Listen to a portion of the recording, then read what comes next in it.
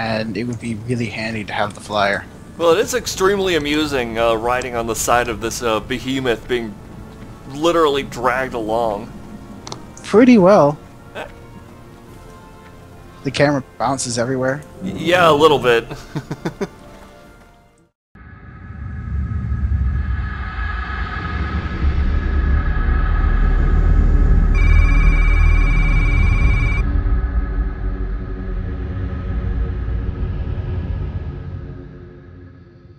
Hello and welcome to MMO Anthropology. I'm here with Auraelius on Moonguard, as you probably know by now, and we're here to talk about role-playing in the world of Warcraft. Indeed we are. So, could you open up with a little bit of your experience about World of Warcraft? Like, for example, I'm wondering why Warcraft? Warcraft because I had played Warcraft 3 and I had really enjoyed the story that was within that specific game. And a friend of mine actually picked up a pair of trials from Future Shop, a big box chain store here in Canada, and we both tried it out. I rolled on a role-playing server. He had rolled on a PvP server to be with his other friends. But that was all the way back in toward the end of vanilla. I believe I had gotten in just before the Nox Ramus patch. And and when I got into World of Warcraft, it felt like it was a setting that I was exploring and learning new things about, which kind of drew me in. What sort of role-playing experience do you get out of World of Warcraft? You can get a lot. Usually, World of Warcraft does well as a high fantasy type of setting where you have lots of powerful wizards and other, themes that go along with that. I would not say a little bit like Tolkien, but yeah. Well, a lot of modern fantasy does flow out of his work. It does, but it's World of Warcraft takes a lot of inspiration from the D&D generation of fantasy, like Dragonlance and Eberron and such, yes. And other. I would call them steampunkish elements have been thrown into the setting. Like here in Ironforge, for example, there's a steam tank factory. Or no, that's the plane factory, right? Oh yeah, should probably go look at that at some point. Good. So, do you when you're generating plots, or at least the gathering for role playing, do you? I assume you make use of the settings that are already in the game in order to, heighten the realism? Yes. Choosing an appropriate spot to hold almost any scene is very important, because the individual places all have their own little themes in them. Like in the Eastern Plaguelands, it's all filled with undead, and well, now there's Tyrion Fordring and his Argent Crusade trying to, reclaim those lands. But this is, vastly different from, say, role-playing something in Duskwood or Stormwind.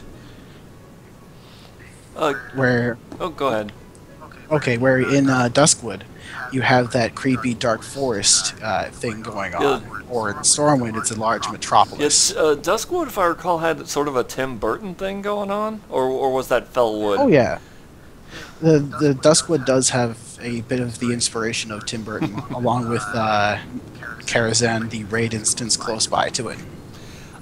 Can you describe what goes into preparing a role-playing session, and the sort of thought or organization, or do they just generally arise organically from someone's idea?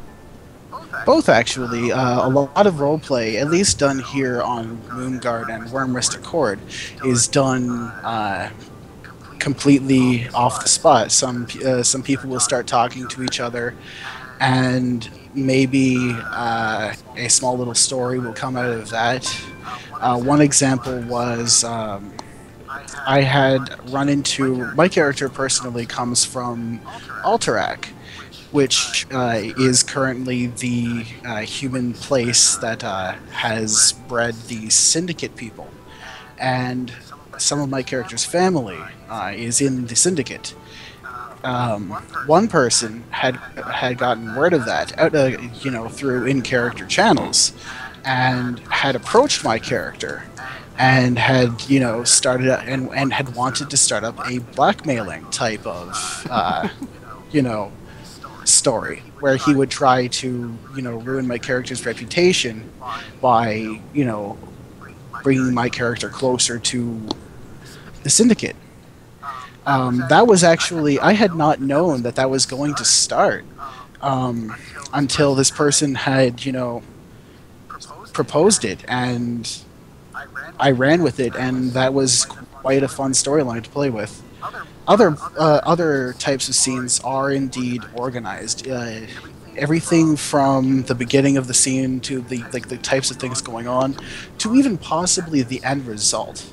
And that's the case with a lot of organized, emoted type of combat scenarios, because when your World of Warcraft does not have a specific system for emoting combat.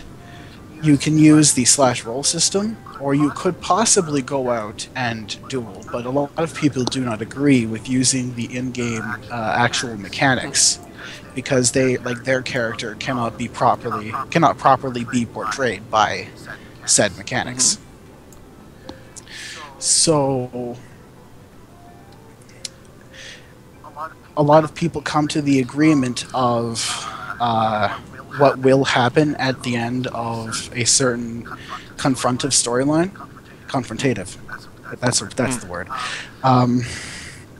Because if you run those kinds of stories entirely improvised, you're running the risk of people getting a little bit, I would call it, hurt over some results that happen, and this leads to a lot of flame wars and a lot of other, other schisms of social circles and all sorts of drama in general.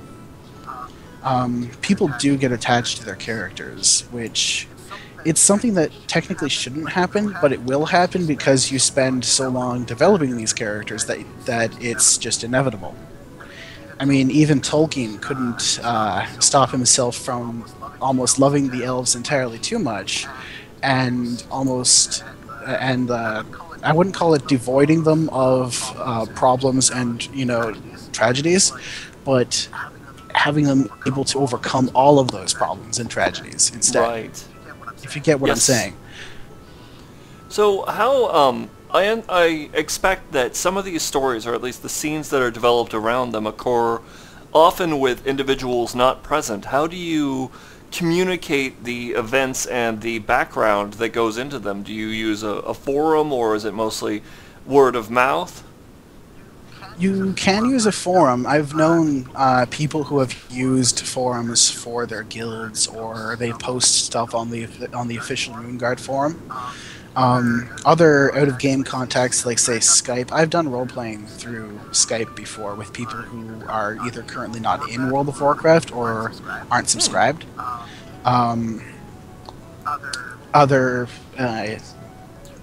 You can also, let's say if a character gets incapacitated throughout the course of a story and he can't participate in a small section of it, you could, through in-game channels,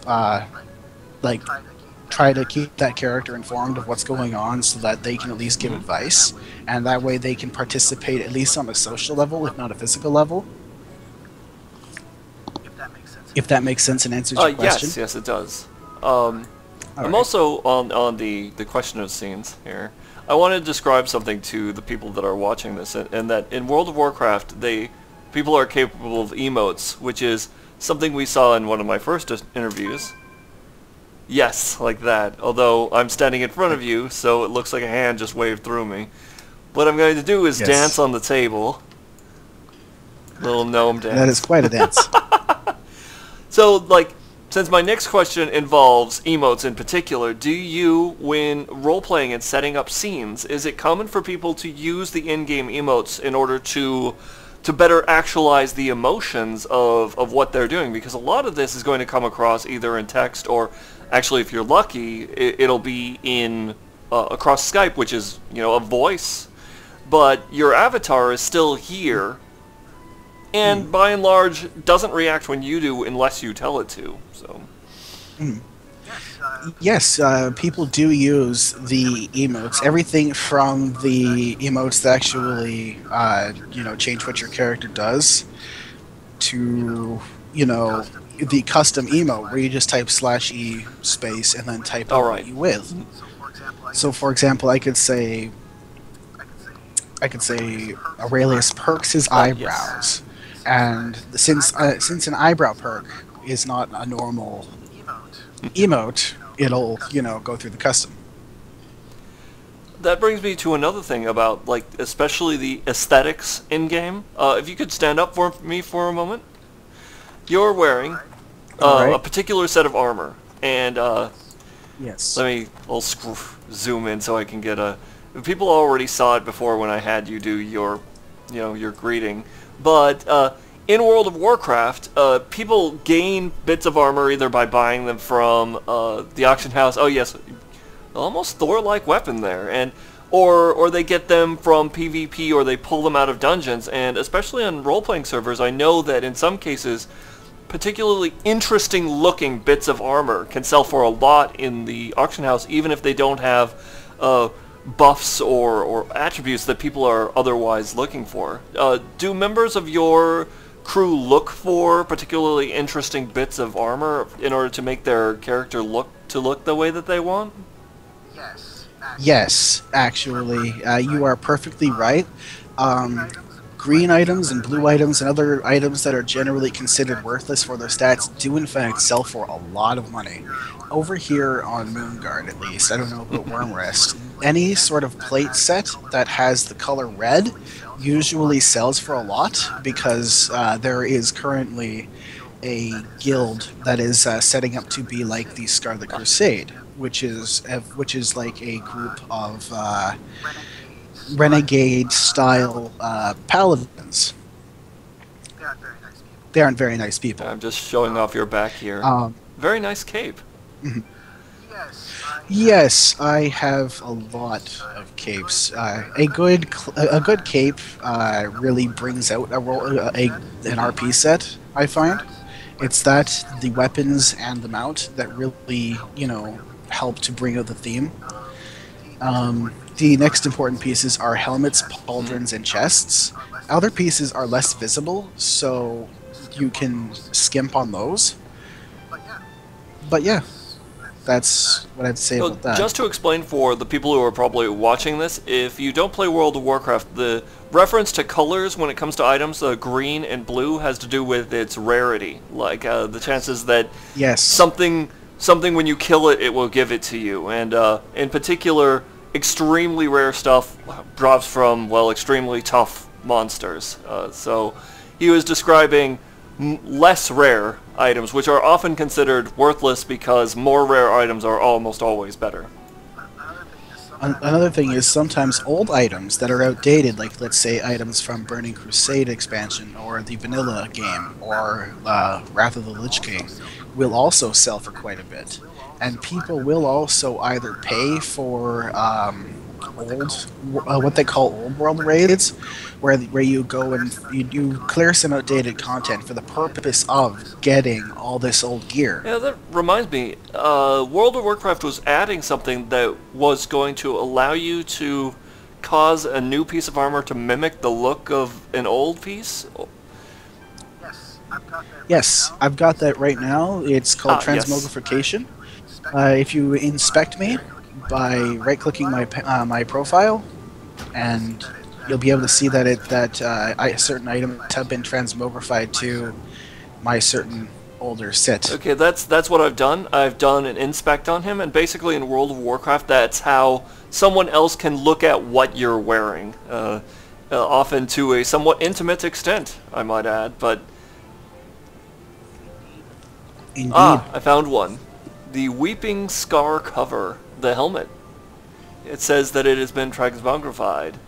This was a recent thing released by World of Warcraft, or by Blizzard, into World of Warcraft, because they were discovering that people really, really liked the way that old stuff looked, and they were having to discard it if they were raiding or running, and they had to discard these really interesting looking bits of equipment, and were upset that they were receiving then what people sometimes call a clown suit, and they wanted to be able to go back and look like they used to, but with the stats of the new stuff. And so they came up with this, this method of taking a better equipment item and making it look like an old one, as long as you had the old one on you.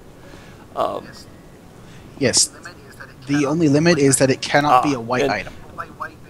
A white being an absolutely common item that is not magical in any way. This is... So, how commonplace has transmogrification been for your... Because one of the interesting things about role-playing in a game like World of Warcraft is that the items are also level-based, which means that if you want a full array of things to outfit your character, you're going to have to get to the maximum level. It also means, as a result, you have to play within the confines, at least the rules of the virtual world, and so you're framed by that a little bit. Let me switch back to no UI. So how do you deal with some of the rules of how do they affect your roleplay? The way that the game's rules frame what you can and can't do. Well, I would say that the game doesn't really limit what you can and can't do for roleplay. About the only thing it does limit is the access to various pieces of gear. If you want your character to look a certain way, you will have to level up that character until you get to that point. If you want to get into certain higher level areas, it's highly recommended that you level up your character. But if you have somebody who likes you enough, they can give you a boost on, say, a certain rocket ship mount, or a summoning spell, or the mammoth, or whatever other items they use to rapidly transport other people. I'm going to go on about the group dynamics of organizing role-playing in general. Role-playing is indeed a group-centered activity. It's really only natural that certain people want to role-play certain things together, and people have disagreements about how those sorts of things are supposed to be done. This means that each and every single role-playing server is going to be clique-based. So you will have to find your own set of friends for you to do this stuff with. It may or may not be hard depending on what you want to do. I find that, at least on this server, on Moonguard, I have less experience on Warmrest Accord, but I've been over there. I find that here, people tend to want to roleplay militarized guilds, and they tend to want to roleplay the quote-unquote good guys. There are other guilds which try to play out darker themes, and oftentimes when you're playing, say, a Paladin type character and you want to play a protagonist, it's advisable for you to go out and find somebody who wants to play antagonist characters and become their friend, so that way the both of you can work on good confrontational stories together. Some of my most rewarding storylines have been done in that way. So it essentially allows you to set up your own arch nemesis. Yes, that's what I've done in the past as well. I've also personally organized large-scale roleplay events. The largest one I can immediately think of being an alliance-wide jousting tournament back in Wrath of the Lich King, using the in Wrath of the Lich King, Blizzard had released a hub of quests where you could do a hub of daily quests where you could where they had this great big jousting thing going on, and it was this nice mini game that you could play out to get your free money and go on with your day. I decided personally to turn that on its head a little bit by every month holding a tournament where players could bet on themselves winning this tournament. There was actually gambling going on in the audience that had watched the tournament, where we had a person collect bets, and they would gamble and money would change hands appropriately. We had pots going as high as, I believe, 6,000 to 7,000 gold, which was a modest sum back in Lich King. And we had after parties which had things like fireworks, feasts. In one event, we were crazy enough to do a lovers auction, for example. Yeah, with that kind of with that scale of planning, where 40 and up people are going to attend, it's important to remember that you can't please everybody, and you just have to do what you want to do as the event organizer. And if people hate it, at the very end of it, ask if people liked it or hated it, and if people did hate it, ask them why, so that way you can change up your events in the future. And another piece of advice I have to say for anybody starting out is that don't get daunted. If people are not role-playing with you, if they're not acknowledging you exist, they could be out of character at that time, or they could be engaged in other things, and they don't want to sound unpolite by saying that they can't, or that they don't want to role-play with you right now. And another thing is to be social. I see a lot of people standing around on this server and on Wormrest, and they'll say, "Oh, this server is dead," or "Oh, this server is dying. Nobody is role-playing with me." Meanwhile, all their character is doing is sitting in a corner, brooding over a piece of alcohol with their hood up. Yes, Lone Fox, I totally want to sit right beside you and ask you about the time of day there. So you have to present a hook for someone else to latch onto, or at least, or get to know them out of character in order to draw them into something. You can't just sit around and wait for it to come to you. Yes, precisely. Well, that's yes, precisely. Mm-hmm. That's pretty much the main reason why I became proliferant is the word, back in Wrath of the Lich King, because I would be one of the people who would go out and socialize with other people instead of just sitting around and doing nothing. And I also organized events. That makes me wonder, does getting a guild, especially one that's into role-playing, help a lot with that, or can you get along just totally solo? You can get along just totally solo. I've been flying practically solo for the last 6-8 months that I've been in World of Warcraft. I took a long break right before Cataclysm had launched, and I only got back recently. But yes, you can get along without a guild. You just need to build yourself a contact network, again, through socializing. Having a guild lets you participate in organized stories within the guild. Of course, if it's the kind of guild that has its own stories. There are guilds out there which are just groups of role players that are all friends and they just do their stuff. And there are guilds out there which have one big coherent storyline that you should fit into as a character in the guild, and that you may have to participate in, or at least that you might have to make a commitment to participate with them, at least sometimes. A lot of the military guilds are like that. I'll say that. Well, do you have anything else to add? Not too much that I can think of, no. I do believe that's all. Well, in that case, I'm going to close this off here, although I'd really like to head off with you to take a look at the airplane yard you mentioned. Maybe show it to our viewers. Alright then. So, Alright then. running off. Yay! If you look up from this bridge over here, you can see the finished gyrocopters, or whatever the finished gnomish airplanes lift off from their factory. You won't actually be able to see the factory in I see. Ironforge proper. So it's just dropping them off? They also, And then they lift off through this. yes, and then they lift off through this large chute in the roof. If I can get a good angle on this. Oh, there we go. And Come they also on. have steam tanks. And they also have steam tanks. Awesome. Thank you for bringing us here. I'll, let's see here. Let me get, oh, a little tank. We're standing on a map. How lovely of us.